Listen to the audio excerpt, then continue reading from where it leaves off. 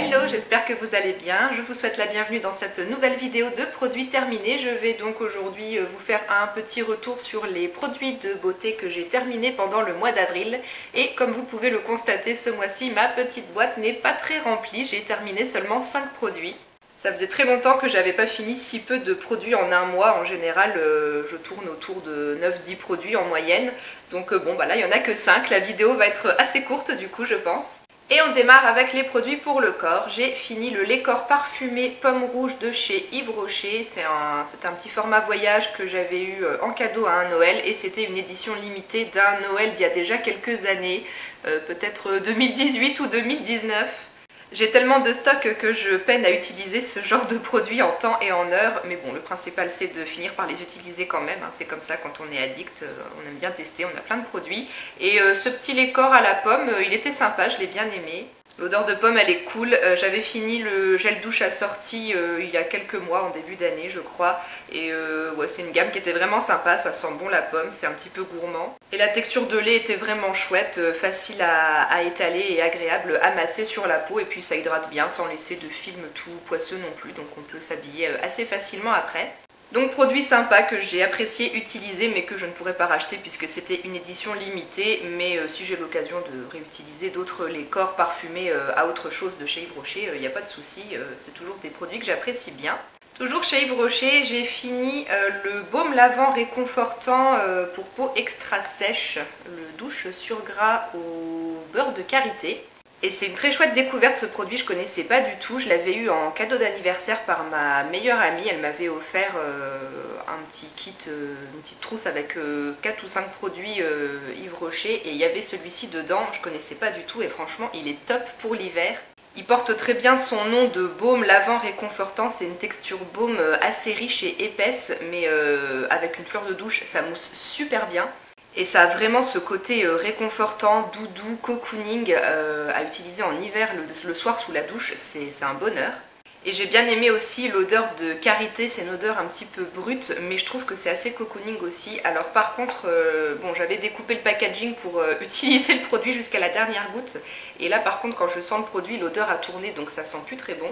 Et tout ce qui sent karité, de toute façon, une fois qu'on arrive en été, je trouve que c'est trop lourd comme odeur, j'aime pas. En plus là en ce moment il fait super chaud. Donc là pour le coup c'est plus très agréable comme odeur, mais tant que vous n'avez pas découpé le packaging et qu'on est en hiver et qu'il fait très froid, c'est le genre de produit doudou réconfortant, super agréable à utiliser. Donc ça je serais peut-être susceptible de racheter pour un prochain hiver si j'ai envie d'utiliser un gel douche, un baume de douche vraiment cocooning et très réconfortant. Je pourrais peut-être le racheter parce que franchement très sympa. On passe au rayon capillaire. J'ai fini l'après-shampoing hydratant au jasmin et huile de coco de la marque Pure 97. Je connaissais pas du tout, j'étais tombée là-dessus chez Monoprix pendant les soldes, c'était soldé. Et comme à ce moment-là j'avais plus d'après-shampoing en stock, et bah je me suis dit que c'était l'occasion d'acheter ça et puis de tester. Je connaissais pas du tout. La composition en plus c'est pas trop mal. C'est une marque anglaise et il n'y a pas trop d'ingrédients. C'est noté comme ça à l'arrière, il y a la liste des ingrédients ici et puis là il note à quoi ça sert. L'huile de coco est en 3e position. Bon, le jasmin il est tout à la fin donc il n'y en a pas beaucoup, vraiment c'est une infime quantité. Il y a un petit peu de silicone mais pas tant que ça. Par rapport aux après-shampoings classiques de supermarché, en tout cas c'est une composition que moi je trouve meilleure et c'est un produit que j'ai vraiment beaucoup aimé. L'odeur est sympa, je trouve que ça sent les produits de coiffeur moi et c'est un après-shampoing qui a une texture baume assez épaisse et qui est vraiment très agréable et facile à répartir sur les longueurs, ça les démêle hyper bien. J'ai trouvé que le rinçage était assez facile aussi et ça laisse mes cheveux souples, plutôt doux et ça les alourdit pas du tout malgré la texture baume qui est quand même assez épaisse à la base. Franchement, bonne découverte. J'ai beaucoup apprécié ce produit et du coup ça me donne envie de tester d'autres choses de cette marque. Donc si jamais j'ai l'occasion de retomber sur d'autres produits ou sur celui-ci, pourquoi pas. C'est sûr que ça coûte un petit peu plus cher que les trucs classiques de supermarché. Moi j'ai pas l'habitude de mettre très cher dans mes produits capillaires, shampoing après shampoing. Mais si jamais ouais, je retombe sur des produits de cette marque qui sont peut-être en promo ou soldés, ouais, pourquoi pas craquer pour tester. On passe aux soins pour le visage. Le seul produit que j'ai fini, c'est cette lotion micellaire Provence de la marque Corem que j'avais reçue dans une Beautiful Box. C'est à l'eau de bleuet bio, extrait de lavande bio et jus d'aloe vera bio. Alors moi j'ai trouvé que l'odeur de lavande est vraiment très discrète, ça sent pas très fort. Moi j'aime beaucoup l'odeur de lavande, donc quand ça sent très fort la lavande, moi ça me gêne pas, mais je sais qu'il y en a qui sont pas fans. Là franchement j'ai trouvé que c'était assez léger. Et sinon bah, c'est une lotion micellaire assez classique, j'ai trouvé, que j'ai utilisée moi le matin pour nettoyer ma peau et enlever les impuretés de la nuit avant de mettre ma crème hydratante.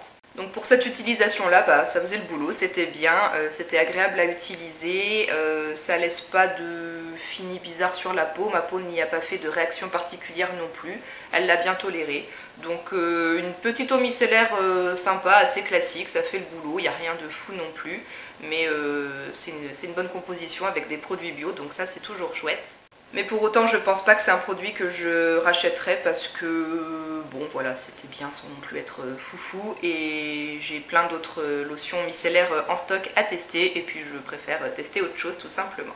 Et on arrive déjà au dernier produit. Je jette un recourbe-cils que j'avais eu dans une Jolie Box. Attention, Jolie Box, ça date d'il y a très longtemps. Je ne sais pas si vous arriverez à lire, mais c'est écrit Jolie Box sur le recourbe-cils. Donc ce produit, ça faisait je crois 9 ans que je l'avais. Donc je pense qu'il a fait son temps, il est temps de le jeter. Jolie Box, c'est un peu la box précurseur des box beauté. Ensuite elle s'est appelée Birchbox et maintenant Birchbox est devenue Blissim. Donc ce recourbe-cils s'apparente quand même à une antiquité, on va dire, donc il est temps de le jeter. Et en plus quand j'ai un petit peu refarfouillé dans tout mon bordel de maquillage il n'y a pas longtemps, j'ai retrouvé un recourbe-cils que j'avais eu dans une Birchbox quelques années après et que je n'avais encore jamais utilisé. Donc du coup je me suis dit allez, il est temps de jeter ça et puis bah, de commencer à utiliser l'autre qui attendait son tour. Moi les recourbe-cils je les utilise pas trop souvent, surtout quand je fais des make-up assez chargés et que je veux du coup que mes cils soient bien recourbés. Ou si j'utilise un mascara qui est pas top et qui recourbe pas très bien les cils, du coup je mets ça pour compléter. Mais voilà, sinon j'utilise pas le recourbe-cils au quotidien. Et celui-ci c'est le tout premier que j'ai eu, donc j'ai pas vraiment de point de comparaison avec d'autres on va dire. Je l'ai bien aimé en tout cas, ça faisait le boulot pour moi. Mais voilà, il a fait son temps donc je le jette. Voilà pour cette courte vidéo de produits terminés. Il y en aura un petit peu plus le mois prochain, ça c'est certain. J'espère quand même que cette petite vidéo vous aura plu. Merci beaucoup de l'avoir regardée jusqu'au bout. S'il y a des produits que vous connaissez parmi les 5 que j'ai montrés aujourd'hui, n'hésitez pas à me partager votre avis dessus dans les commentaires. Je vous souhaite une très bonne journée ou une très bonne soirée et je vous dis à très bientôt dans une prochaine vidéo. Ciao!